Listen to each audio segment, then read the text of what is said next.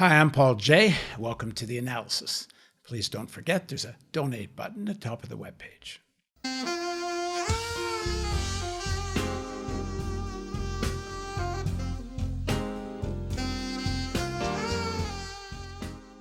In the documentary series, The Reagans, Grover Norquist, one of the leaders of the "we don't want to pay any taxes" movement, says, So you want to abolish government?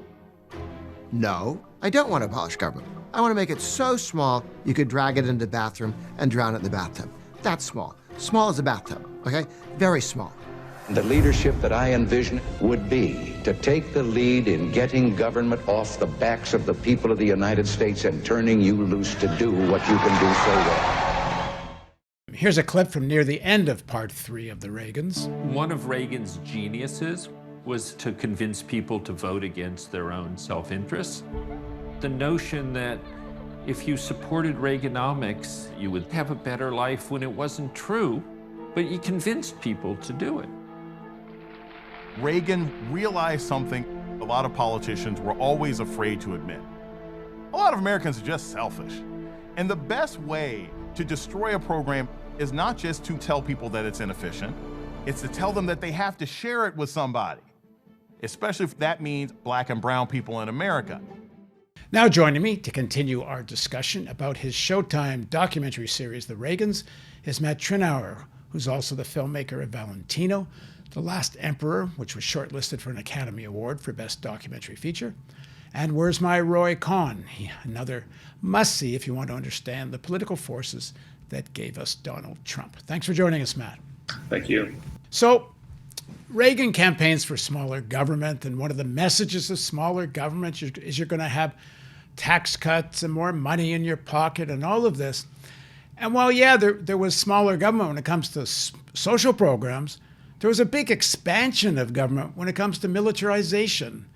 And this contradiction between supposed smaller government and expansion of militarization is just one of the big, complete, what can I say, mind fucks that people get their head around. It creates this, completely false consciousness about how the world works.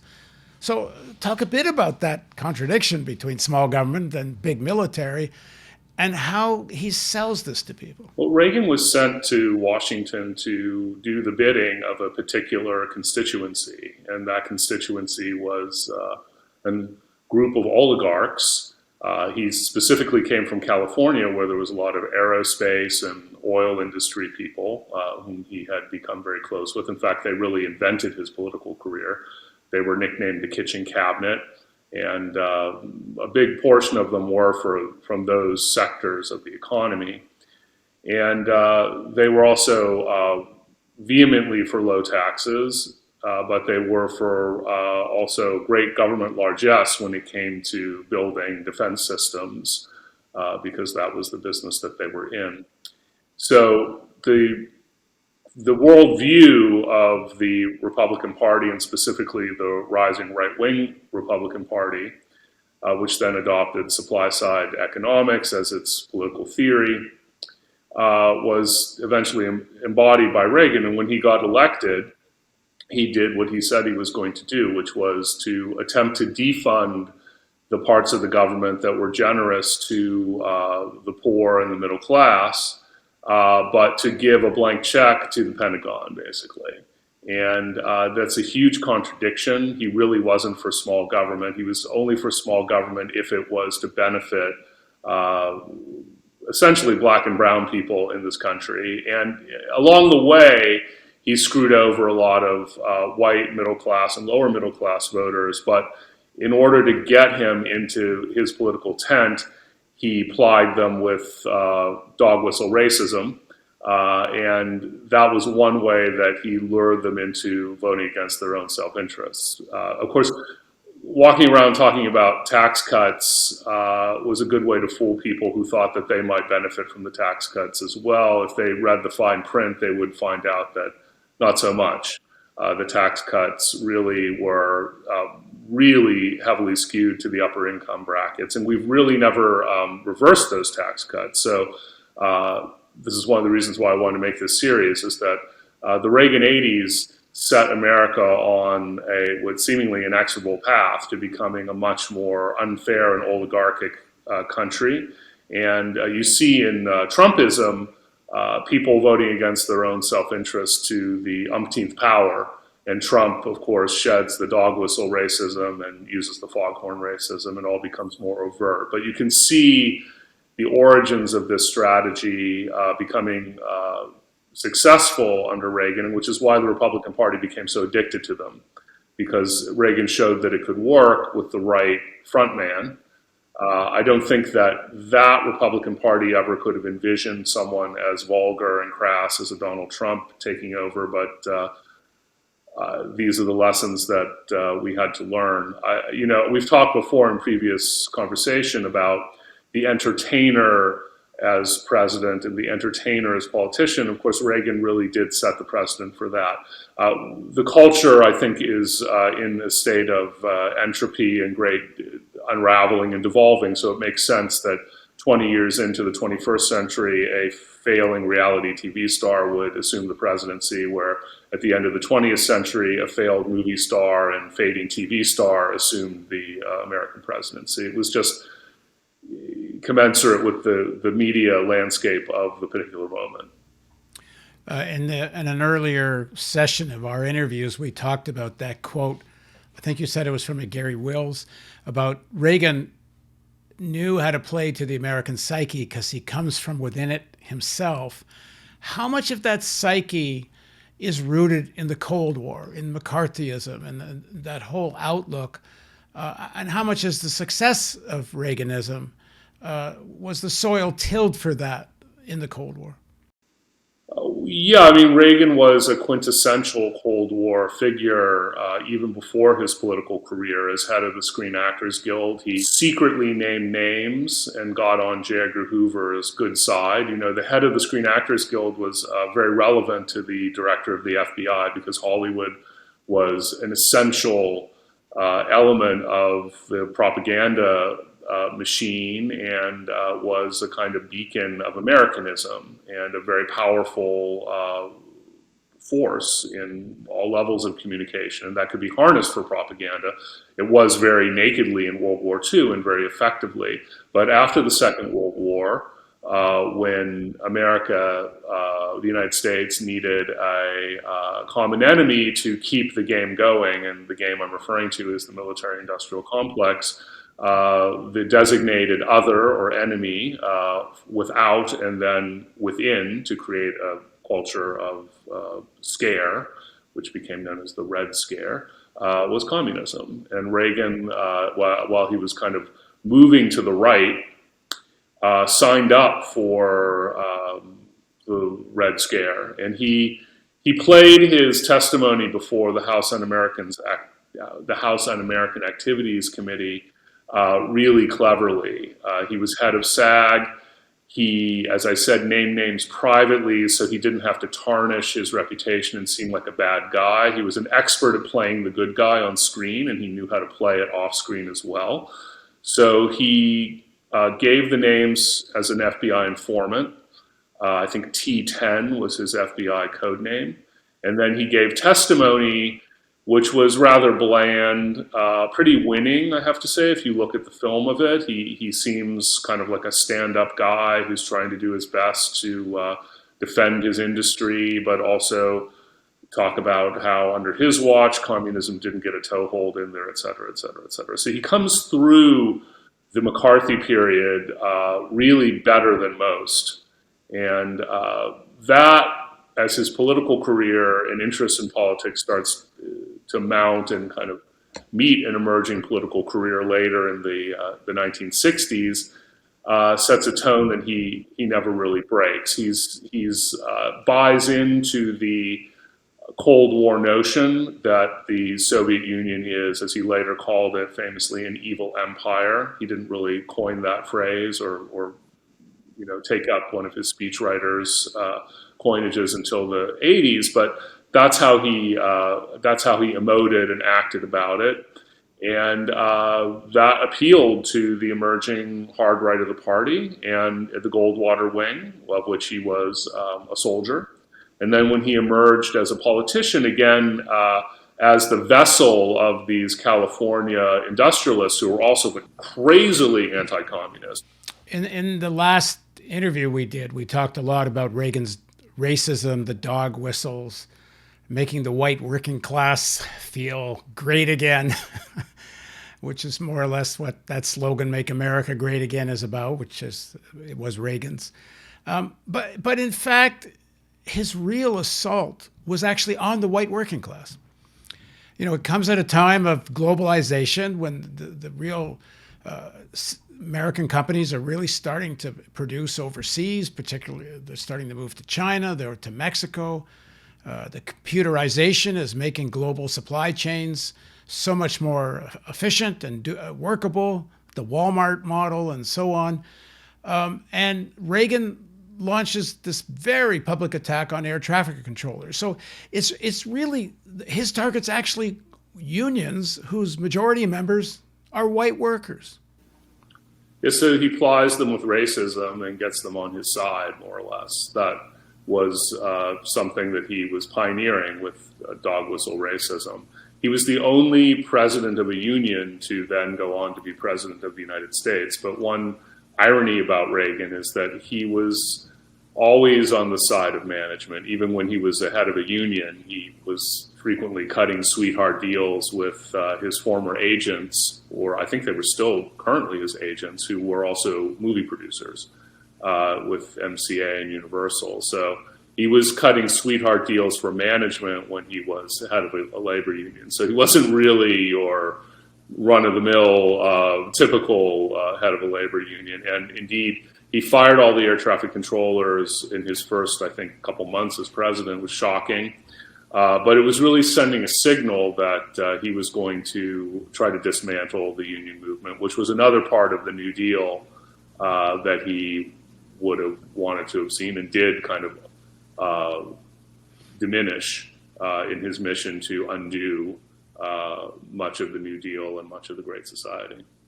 Well, after he goes after the air traffic controllers, and everybody takes this as a real shot at the union movement as such, but to a large extent, he's still able to maintain support amongst white workers. Interesting, his tactic for going against the labor unions, specifically the air traffic controllers. He fired them. It was a draconian thing. If you see the film that we have, it's truly a devastation to the workers. But at the same time, he sent out this kind of gunslinging symbol, which did very well for his image. This was the era where kind of John Wayne, shoot from the hip populism merged with emerging Reaganism, and that type of let's be tough, take no prisoners imagery and image makings ended up serving him very well. I think anyone who had a heart, who he would probably call bleeding heart liberals, or today we would call, still libs, I guess, or snowflakes, would have looked really negatively on this. But it worked for that sort of rugged individualist myth that Americans really want to believe in, when, of course, most people on so-called welfare in the United States have always been white, and always been white, lower middle class, hoping to move up into the middle class, which is what the social safety net often achieved for them.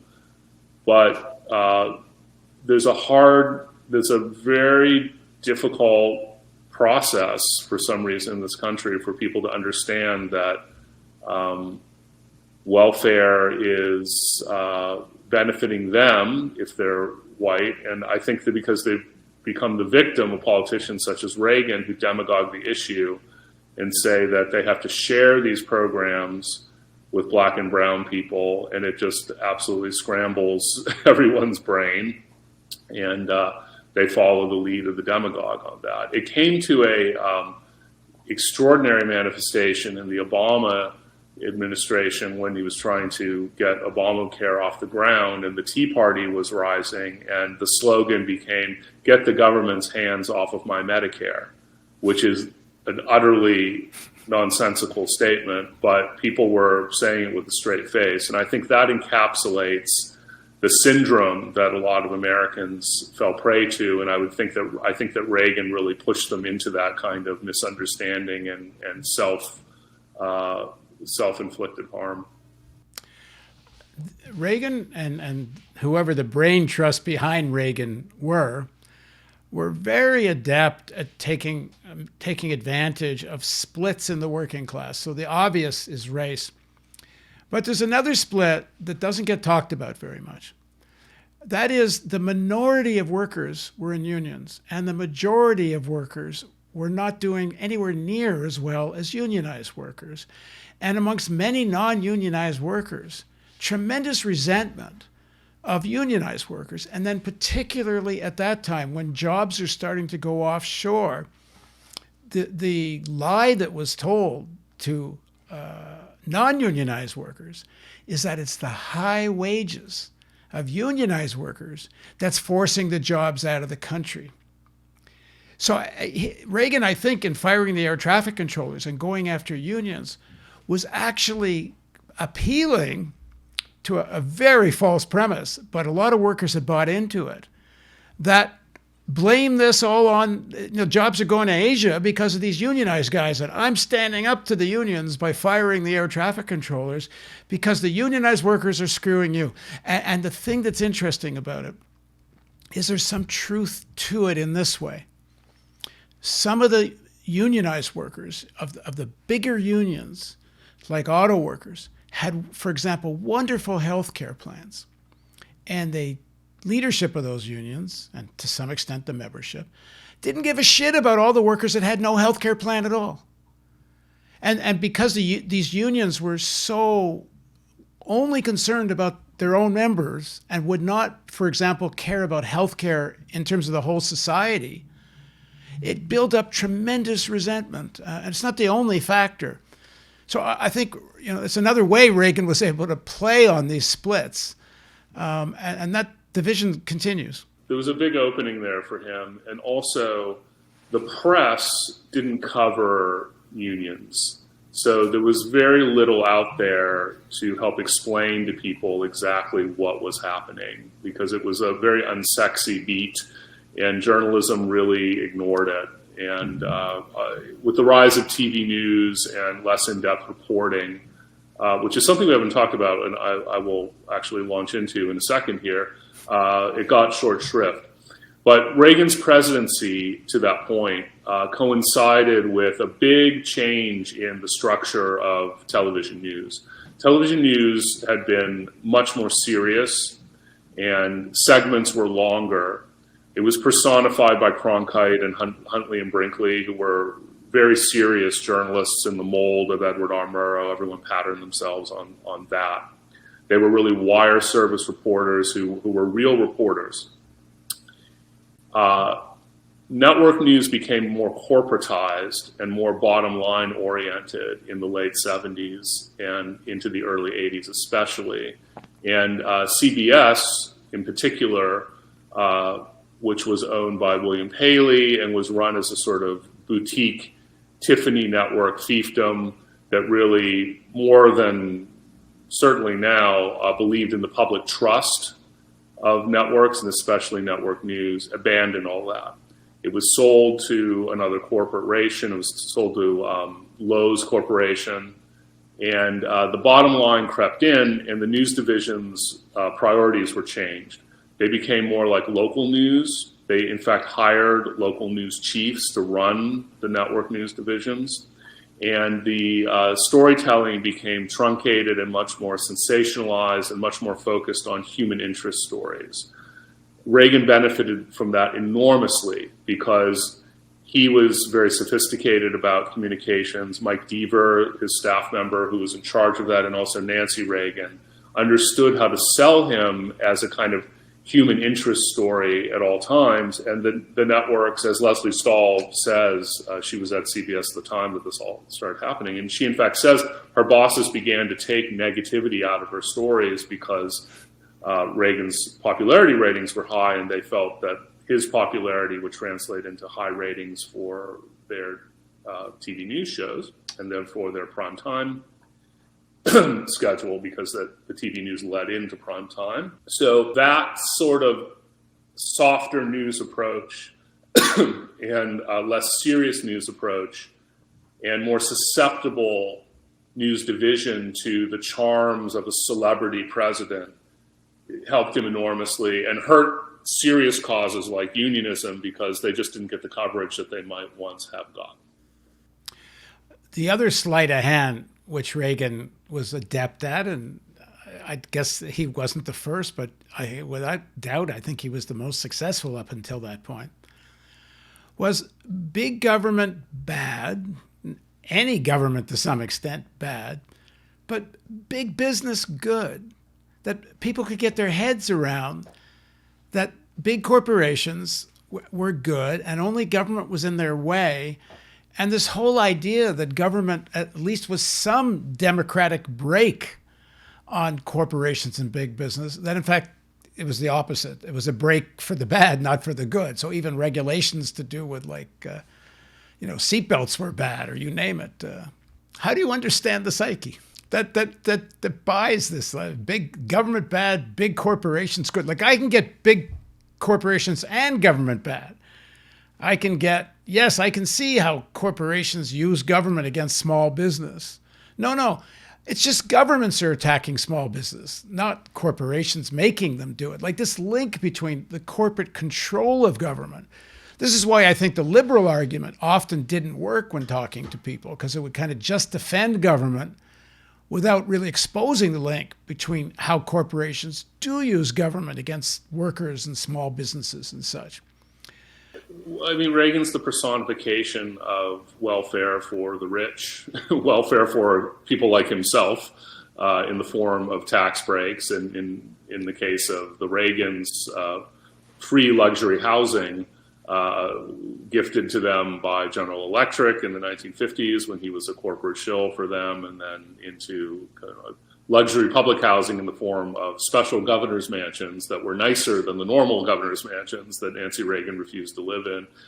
So they're sort of symbolic of that. But Reagan himself was constantly selling this. This was part of his mission, and he was very good at it, actually, where he would pluck from Reader's Digest and Human Events and other kind of right-wing Republican magazines these anecdotes about all of the hidden taxes that we ended up paying.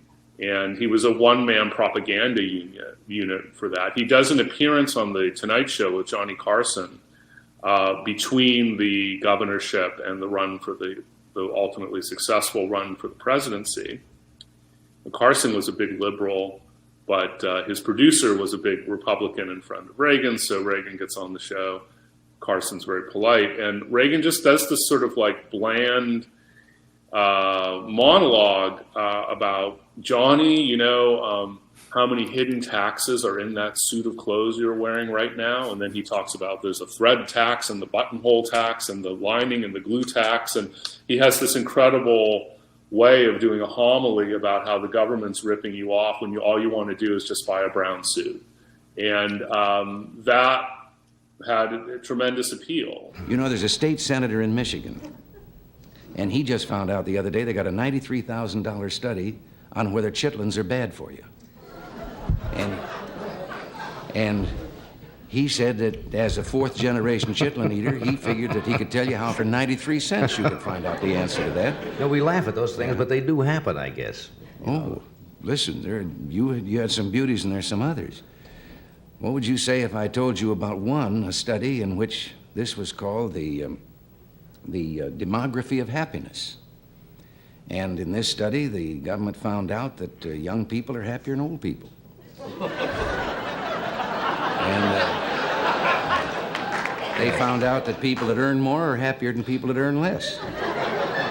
And they found out that well people are happier than sick people. That's good. Well, that's I'm glad This to was know that. $249,000 to find out it's better to be rich, young, and healthy than old, poor, and sick.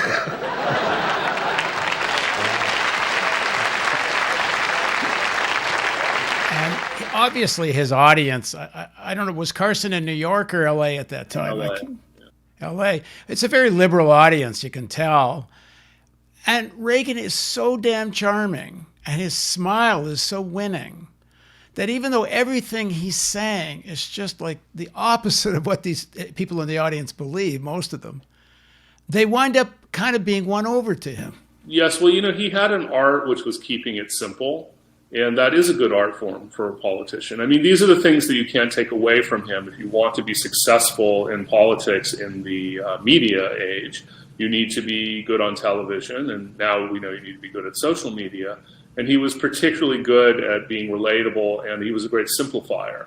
Franklin Roosevelt was a great simplifier as well on the radio. I mean, there are these wonderful accounts of Judge Rosenman, the speechwriter, and Harry Hopkins bringing him drafts late at night in his yellow, or in the Oval Study of the White House, not the Oval Office. He would frequently work in the Oval Study and work late. And he would send them back and say, it needs to be much more simple, or he would edit it himself. And Reagan was very good at that, and he indeed did annotate and add things to his own speeches to make it more simple and relatable. But these slogans he came up with, which are, some of them are immortal, which is government is not the solution to our problems, government is the problem. That was a dog whistle in a way that was code for more money in your pocket. And more money in your pocket was a really powerful message for people who felt like they were being squeezed, or it was also a kind of chess move slogan that got you to the dog whistle slogan, which is there are welfare queens who are taking up all this government money that could actually be going to you, or we could give you a tax cut with this money that these young bucks are using to buy T-bone steaks with food stamps. So this whole kind of construct of the imagination that he's putting out there, talking about the evils of government, which is really preying on the prejudices of people who are either innately racist because they were Southerners who were raised to be racist and have this set of beliefs, or people who were susceptible to that type of racist political rhetoric. And again, it worked, which is why Reagan is a perpetual hero to the right and the Republican Party, because he really knew how to win. Not only the right. I mean, when he died, Democrats were falling all over each other to praise him. Yes, because he was a winner. And he, he never lost an election, really. I mean, he lost a couple primary battles to get the nomination, but when he was directly on the ballot, he'd never lost. And the Democrats, I remember I interviewed Horace Busby, who was one of LBJ's main advisors, and this was on the eve of the Clinton election. It was one of the first articles I ever wrote, actually. I was talking to Busby, who was a great Texas character, and I said, do you think Clinton will win? He said, no, another Democrat will never win. The Democrats will never win another election. What he didn't count on was that Clinton, in his so-called triangulation, would adopt a lot of the Reagan-esque tactics of kind of poo-pooing government. And Clinton himself says that the era of big government is over, and I believe his first inaugural, which was a way of getting back those so-called Reagan Democrats who really liked that message. So he used it as a way to get into office, and then certainly, Bill Clinton was a lot more liberal than Ronald Reagan, and I think did some good, but he got in there by adopting some of the tricks that Reagan had shown were successful. Well, some of his policies weren't all that far from Reagan. Financial deregulation, mass incarceration, welfare reform. I mean, he built on a lot of the same policies Reagan had implemented himself. Absolutely. They were reskinned and kind of relabeled, and they did. He had, I believe if you read the Woodward book about the Clinton economic policy from the first 2 years, it's very clear that he's adopting a Republican economic policy, and his Secretary of the Treasury or head of Economic Council of Advisors was the head of Goldman Sachs, Bob Rubin at the time, who was nominally a Democrat, but still a big Wall Street guy, and they had those interests as well. This is part of the knock-on effect of Reaganism. And the times. It's a time where the financial sector is exploding and its political power is exploding. And that was due to Reagan, though. I mean, this was all of that deregulation started to get sown in the 1980s. And the first great symptom of the corruption of it was the savings and loan scandal. And Reagan's deregulation of that industry led directly to that. You talked a little bit about media. These days with Trump, there was a media whose business model was defending Trump and the other business model attacking Trump. During the Reagan years, what was the media like? Did they lay a glove on him? They really didn't. The TV news production at that time, the news networks, were undergoing an enormous shift. And cable news started in the first year of the Reagan presidency. CNN went on the air. So you suddenly had a nascent 24-hour news cycle, which they adopted to relatively well. It was sort of a slow build-up. But Leslie Stahl, again, talks about being a puddle on the floor, and all of her colleagues who were pretty tough on Jimmy Carter and were dogged good reporters, she admits were very seduced by Reagan's charm at the podium. And again, this is another effective thing that they did, which led Reagan, I think, into a great deal of trouble. He was not really shy about admitting that he was a front man. His aptitude and interest in the details of policy was non-existent. He had a set of beliefs, a framework of beliefs that he was unshakable from. And anything that fell outside that belief system really was not of interest to him. And there are a whole lot of things that presidents have to deal with that are outside of a low tax, low deregulation, big spending on defense, Soviet Union bad, political belief system, which was like pretty much the extent of it. Now that was great for politics, but for governing, not so good. And the press, again, because the substance, newspapers were declining then, the substance of TV news was declining.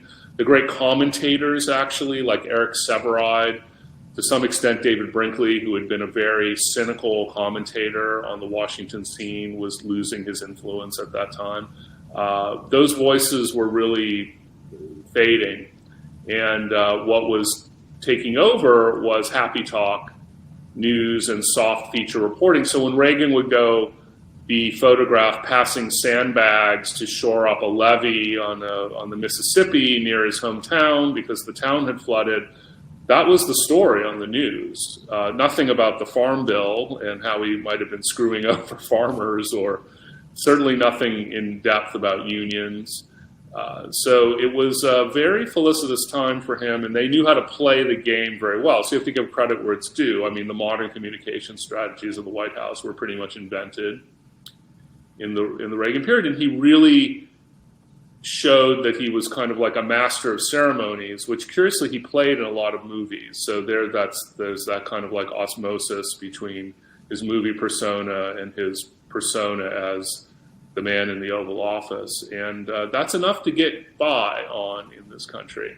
Now, of course, you can draw the direct parallel to someone who plays a successful executive of a huge, wonderful conglomerate that's the best we've ever seen, who is not that at all. Of course, I'm talking about Trump. Perfectly, that fallacy, that unreality is perfectly acceptable to at least 48% of the American voting public, and they're willing to go with it. So Reagan also proved that that was a possibility. in the film, more and more as the series unfolds, the figure of Nancy Reagan looms larger. She comes, I learned, from a very right-wing, I learned in your series, I guess other people knew it, I don't know. She comes from a very right-wing family. Her father's a real, I don't know if he was a John Bircher, but a real right-winger. How important is she in running the affairs of the nation? And she seems even more, she'll play this dutiful wife externally, but she seems almost even more committed ideologically in terms of right-wing thinking. She comes from a family where her stepfather was very hard right. Curiously, he was pro-choice. He was a brain surgeon, and he took a kind of medical view of abortion, which, he was a kind of fading when Roe v. Wade happened. But Reagan had by the way, an abortion legislation when he was governor of California, and he actually supported it. He said reluctantly thereafter, but it shows you how the politics in the United States has changed since the 70s, when a Republican, even a right-wing Republican, could kind of survive having a pro-choice stance. He changed his tune on that. It's pretty clear, though, by the way, that Nancy Reagan was kind of pro-choice. She worshipped her stepfather. He was pro-choice, so it's more than likely she wasn't. This is part of the incipient hypocrisy of the Reagans, is that they often expressed things that as beliefs that weren't their true beliefs to get the political gain out of them. Nancy Reagan's right-wing household and her beloved father and also mother, who was probably pretty right-wing as well, Edith Luckett Davis, were an influence on her. And when Reagan married her in the late 40s, or they started dating in the late 40s and might have married in 1950, I think, he started to move progressively harder right. And there was a big influence there.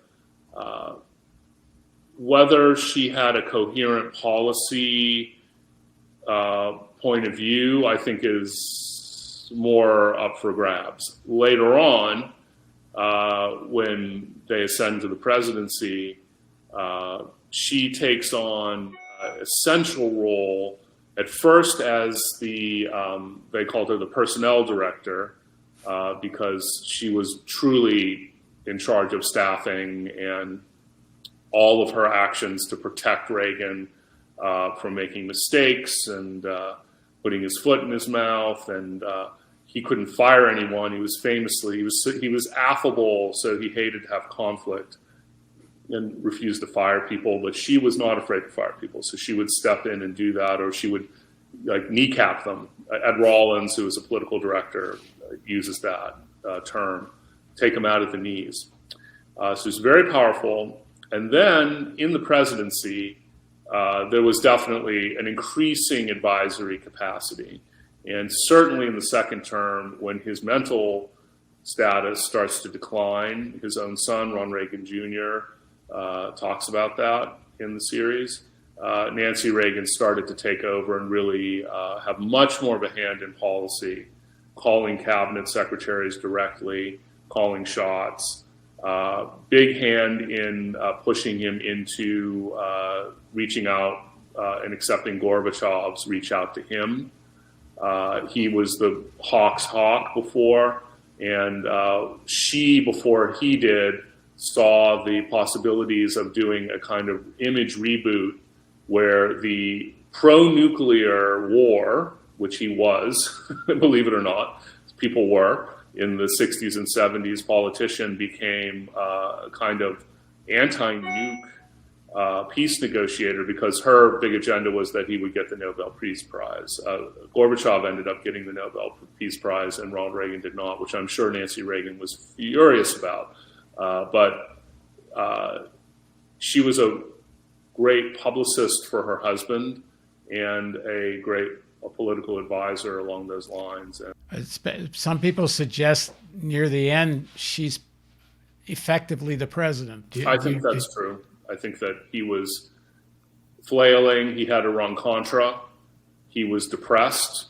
He was in the early stages of dementia. He, I think, had gotten in way over his head. He was incredibly inattentive, as we've discussed, and the Iran-Contra scandal was a byproduct of that he didn't really know what he was signing a lot of the times, and that laissez-faire method had served him well because he had been well enough protected, but this was something that was too deep for him to dig out of, and Nancy Reagan did take the reins. Now, another aspect of this that we shed some new light on that is rather unbelievable but true is that both Reagans were obsessed with astrology, and it's gotten laughed off frequently as, oh, this cute little joke or something weird about the Reagans, footnote. But no, the Reagans, both of them, were obsessed with astrology from the 40s down. Ronald Reagan as well. Yeah, you've got some amazing scenes in the series about this. Well, we talked to one of Nancy's astrologers later, Joan Quigley, who not only was getting into scheduling with Nancy Reagan, which Nancy Reagan was intimately involved in. Scheduling a president is among the most powerful responsibilities. I mean, that's deeply involved in the political program of a White House, and Nancy Reagan was absolutely overseeing all of that. She sounds more like a chief of staff than I think she was a First quasi Lady. chief of staff. I mean, there was a troika chief of staff system in the first term, which was Baker, who was preeminent, Deaver, and Meese. But that power sharing scenario gave her a lot of room to maneuver and manipulate. And Mike Deaver was her sort of spy on the scene. And Jim Baker, whom we interview, understood that in order to succeed, he needed to charm Nancy. And Jim Baker had all of the great attributes to charm Nancy Reagan. He was wealthy, good looking, distinguished man who wore decent suits and was, very smooth and wonderful gossip, and played her like a fiddle. And I think she, in turn, played him like a fiddle. So that's how she exerted her power. It became much more overt in the second term, where Baker had swapped jobs with Don Reagan, who had been Treasury Secretary and then became Chief of Staff. That's who Nancy Reagan took out at the knees, because there was a unicameral Chief of Staff then, and he clashed with Nancy Reagan, and she destroyed him.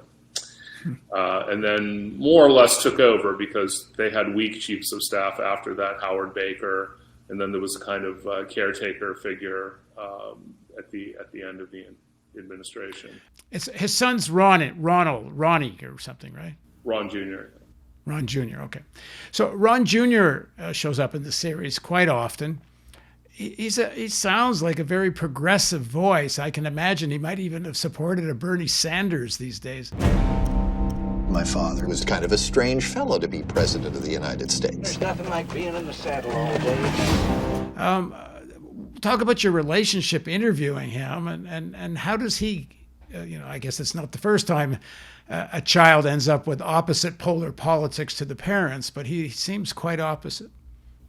Yeah, I think, he says in his own memoir that he would have voted for Walter Mondale in '84 if Reagan hadn't been his father. So I think we know where his political sympathies lie. Patty Davis was sort of like a parallel Jane Fonda figure, always kind of undercutting her parents throughout the 80s and the 90s. Ron Jr. was more circumspect, but I think it's been now long enough since his mother has left us that he felt much more free to speak his mind and talk about the failures of his parents' political belief system and their policies. He's very overt about it. We had a 6+ hour interview, and he was extraordinary, I thought. I think the way he's dealt with, first of all, being the son of people like that, which I don't think can be easy. I think his father was he writes himself, his father was a very distant figure. His mother, I think, was clearly difficult and probably a very difficult mother. Patty Davis has revealed a lot of that in her memoirs. And I think he's come to terms with it, but his coherent speeches about what created the politician Ronald Reagan as well as the father Ronald Reagan are really fascinating, and I think are very intelligent and quite revealing. Have you thought of releasing the whole interview in some way? Yeah, if we can do that, I'd love to do that. I think it'd be an interesting archive.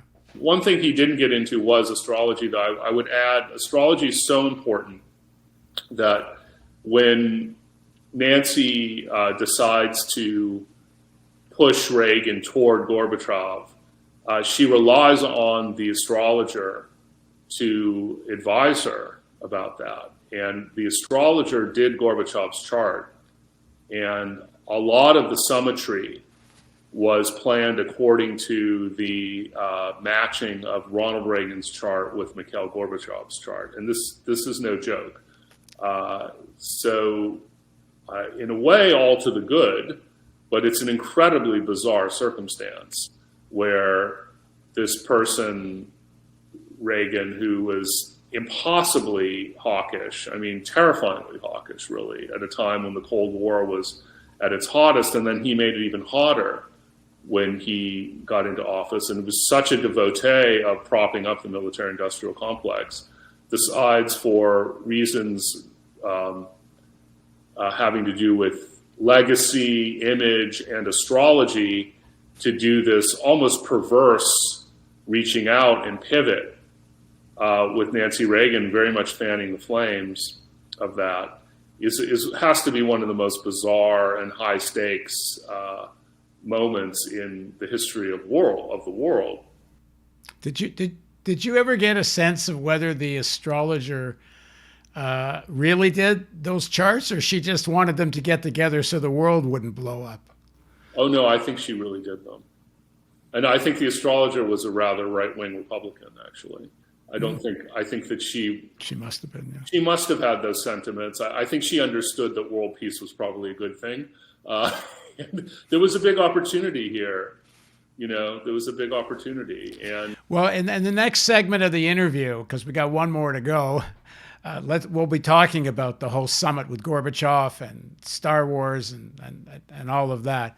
So we won't get into all of that more now. But just more sort of on the personal note, with the two kids, at least politically estranged, were they estranged other than politically? Did they actually tune out from their parents? Both Nancy Reagan and Patty Davis write about this extensively, actually.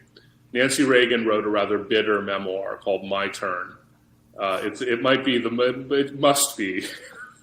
the most score-settling, bitter First Lady memoir in history.